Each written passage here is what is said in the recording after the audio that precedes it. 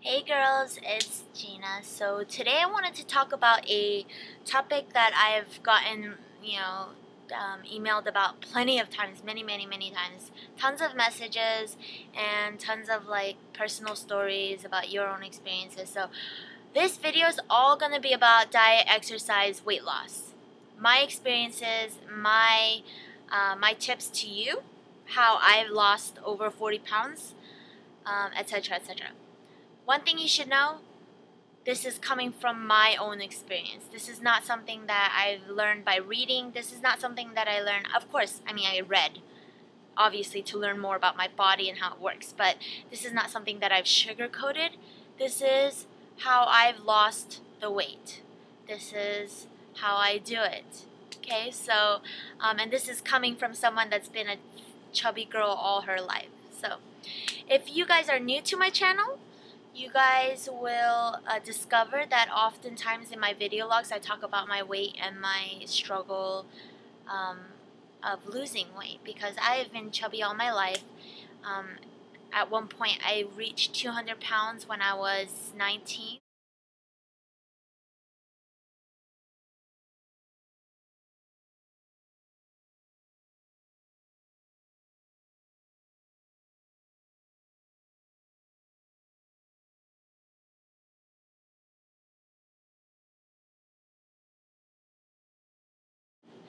And in the last 4 years I've lost 40 pounds, over 40 pounds. That's not to say that I didn't lose it all in a month or 2 or 3, or not even within a year. I lost it over the course of 4 years. And how that's worked for me is, it happens that every summer, I tend to go on these diet exercise spurts where I really get hardcore and really into it, and I'll diet and exercise for about a month or 2 months max, and I'll drop about 15 pounds. And I don't do it by cheating, I don't do these low carb diets or anything. It's the wholesome, real, hard-working way. But I tend to not go beyond the two months, because that's just my personality. I don't know. I can never go beyond 2 months. But, on the positive note of that, I learned that by losing increments of 15 pounds, I can adjust my lifestyle after I lose that weight and keep it off. So in the last 4 years, I haven't gained back significant weight. I'll gain back a few pounds here and there, but I'll typically lose it because I've adjusted to that lifestyle. So going from 200 to 185, I was able to adjust, my eating habits after I lost that weight and keep with it for the next year. And then when I started my diet again, I went from 185 to 170, and then I kept with my diet again and kept with adjusting my lifestyle so that I get used to it and not gain that weight back. I noticed that the problem with losing drastic weight is gaining it all back within a month. I've seen people who have lost 50, 60 pounds literally within 2 months and then gained it all back within 1 month. 1 month. And that's just because it's unrealistic, It's not easy going from eating really bad processed foods to eating really healthy, because it's an addiction. Essentially, food is an addiction, and it's even for me, I've had moments where I've actually cried because it's that depressing to me. I want to eat my ice cream really, really bad, but I can't. And as silly as that sounds, for someone that's maybe healthy and has grown up eating healthy foods all their lives, that might sound really, really retarded. But for someone like me who's grown up on microwavable food, and my mom was a workaholic, at the same time I grew up eating Big Macs when I was 7 rather than eating Happy Meals or something. It's a big deal. It's something that it's not easy. So anyway, with that aside, I'm gonna start with my diet and how what my eating plan is. So pretty much My diet consists of eating the food pyramid. It's as simple as that. It doesn't get any more complicated than that. It's as eating as wholesome and as raw and as processed as you can, and as homemade as it can be. So I typically, if you go into my refrigerator, you pretty much won't find any like pre-made things. And you don't have to be a chef. Just because I'm in culinary school doesn't mean that you have to be a chef to cook all that food at home. And I'm telling you, the stuff that I cook is the most simplest, most basic, and most healthiest. I noticed that the more simple my food is, the more healthier it is. The more complex, the more you add stuff, the more unhealthier it is. So I try to get all my vegetables, all my fruits, all my grains, my proteins. I don't cut anything out. I even eat some fat in my food. I add a lot of olive oil to my vegetables, my salads, my, my proteins when I cook my proteins. But it consists of the pyramid, and like I'll just give you a sample of what I like typically will eat through a day. For breakfast, there's a couple things, and it can get a little bit old, but you gotta be creative and try to get outside of the circle. But actually, before I go into the breakfast, there's two key things that you want to look at when you're eating, and that is one, the nutrition. Like when you're reading the back of a panel, you want to read all the panels. If you're buying any processed foods, look at the back of the panel. Look at how much fat there is. Look at how many carbohydrates there is. Look at where the carbohydrates are coming from. How much protein it has, how much fiber it has. You want to look at everything because you really want to get a lot of fiber, a lot of protein, lean protein, very little saturated fat. If you can get no fat, that's awesome. Unless it's something like olive oil or vegetable oil or any, good cholesterol, that's okay. But you really want to look at all the nutrition, and you want to stay away from empty calories. Empty calories is anything that's like has no nutritional value, like cookies, for example. That's empty calories. That's like you're just eating 150 calories in one cookie with absolutely no nutrition in it. None. It just goes straight to your gut. There's no vitamins, there's no minerals, there's no fiber, there's nothing in it except fat and sugar. So, one, check the nutrition, and two, when you're dieting, is measure everything you eat. Measure. You don't have to measure it like, super like to the T after you get used to it. Like after you understand your portion sizes, you can taper off actually measuring it. But when you're first dieting, I suggest that you measure everything you eat. Only because if you eat like me, and I like to eat, I'm not someone who likes to snack on, like, I love junk food, don't get me wrong, but I'm someone who likes to eat large portions. I could eat 2-3 plates of anything, any meal. So the key thing for me was having to measure everything. Like, I didn't know that you're only supposed to have 5 ounces of protein a day, and that's literally protein that's like the size of your palm. 5 ounces is the size of your palm, and that's for the entire day. Meat, that's all you're supposed to eat, the size of your palm for the entire day. And something like that is like shocking, because I would actually eat like a 12-ounce steak and it doesn't faze me. But so measure everything you eat. With that said, breakfast, I will typically eat like a egg white and low-fat cheese sandwich on a whole grain English muffin. That in itself is only like 170 calories. If you add some ketchup, which is not so great for you, but if you need a little bit of flavor, it'll be like 200 calories, and that's not bad at all. You got your whole grains in, you have protein, you have your dairy. It's very good for you. And then I have like a cup of non-fat milk, and I really try to, even though milk has calories, everything has calories, okay, but I don't limit myself when it comes to something like what my body needs. So milk, I'll drink a full glass of milk. I know that my body's going to use it. Another thing that I'll have like on another day is I'll have a cup of whole grain Cheerios with non-fat milk and an orange, get my vitamin C in. Or I'll have like an egg white scramble with some cheese and a bunch of different veggies, saute it, and it'll be 200 calories with all different vegetables, and it'll come out to a good amount. 3 egg whites with lots and lots of vegetables, saute it, salt, pepper. What else do I eat? Or you could, if you're really short on time, just get like a whole grain bagel. Like they have these half-size bagels at the supermarket that they make now, and I get the half-size bagels just because they're smaller in portion. They also have all my whole grains. They have a lot of fiber.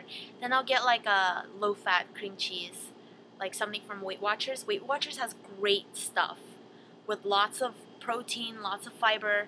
I'll get that, and the bagel and the cream cheese, 200 calories, and then you just grab an apple and you go. So that's what I'll have for breakfast. For my lunch, so usually for breakfast, the maximum I will eat in calorie-wise is 300 calories. Now, don't just look at the calories when you're eating your breakfast or lunch or dinner, though. You have to look at the nutrition. You have to make sure that you're getting everything you need so that your body balances. But for lunch, it's really hard for me to regulate what I eat for lunch, only because I go to a culinary school. So, you know, for example, right now I'm in cuisines of the Mediterranean and Europe. So, like, I'll be cooking Italian food, and we have family meal. And family meal means, like, after you cook, after we serve, like, all these different dishes, we just make huge platters of food for all of us to eat together for lunch, like buffet family style. So I'm talking really good food, like really fatty fried calamari, you know, braised oxtail with like sauteed spinach with pine nuts and raisins, and then we'll have like, you know, all this stuff, like, yeah, off the charts. So it's really hard for me to regulate exactly, like, when they teach you food at school, they don't teach you healthy food. So all of our food at school is loaded with butter and oil. So what I do is I portion myself. I think when I eat lunch at school and when I go anywhere else, I think of it not as lunch, not as like a meal. I think of it as like, this is just a sampler snack. So what I do at school is I'll get a plate and I'll literally take a tablespoon of each thing, which actually comes out to a lot because I have a lot of different things, and it's just enough for me to fill my appetite but not be full and not think that it's like my meal.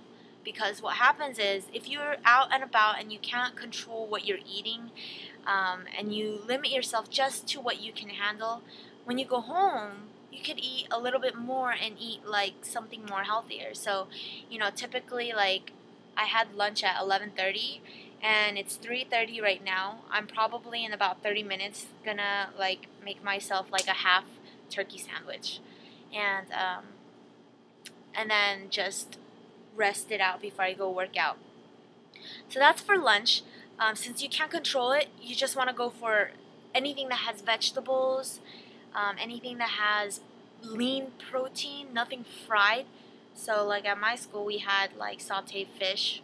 So I had a little bit of white fish. For vegetables I had some haricot vert, like sauteed green beans, with some salad. And that's for lunch. As far as dinner goes, dinner is my favorite meal just because it's one meal that I can fully control and I have the time to cook for myself.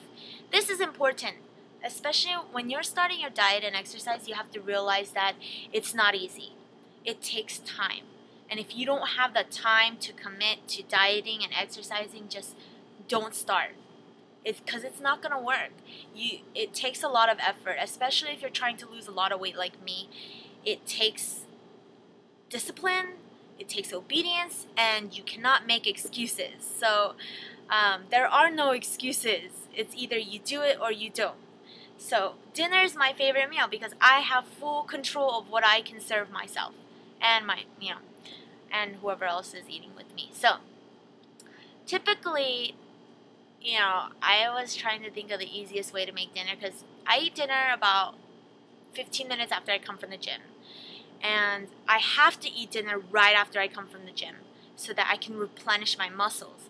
So you're supposed to eat within an hour after you work out, because your muscles, it needs energy to recollect so that you don't lose muscle. So I usually need to eat within that hour period. It takes me 20 minutes to come home from the gym. So I have literally, 30-minute gap from cooking to eating. So what I love to eat lately, my obsession is marinated chicken with grilled vegetables and brown rice. That is my favorite meal.